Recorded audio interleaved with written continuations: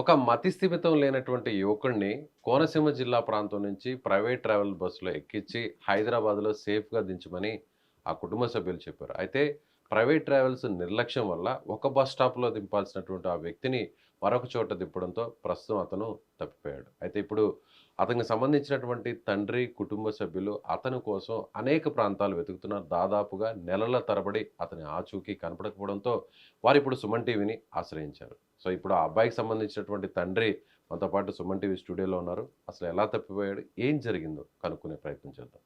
ఏం పేరు నీ పేరు? సత్యనారాయణ అండి. సత్యనారాయణ. సత్యనారాయణ. ఎక్కడ మీది ప్రాంతం? ఎండగండి అండి. ఎండగండి అండి. ప రాంప రామచంద్రపురం మెండపాట దగ్గరండి. మండపేట దగ్గర. మెండపేట దగ్గర. కోనసీమ జిల్లా.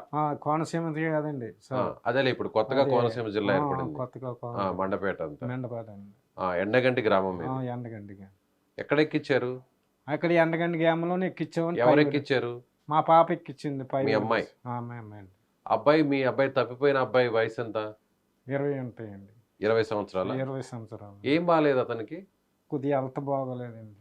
మతి స్థిమితం సరిగా లేదు. మతి చిన్నప్పటి నుంచి అంతేనా? ఆ, చిన్నప్పటి నుంచి అంతే. అంతే.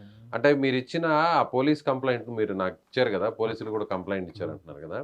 అది దీంట్లో చెప్పడం ఏందంటే పెన్షన్ కోసం వెళ్ళి పెన్షన్ తీసుకొనొస్తున్నాడు అని కంప్లెయింట్ రాస్తున్నారు.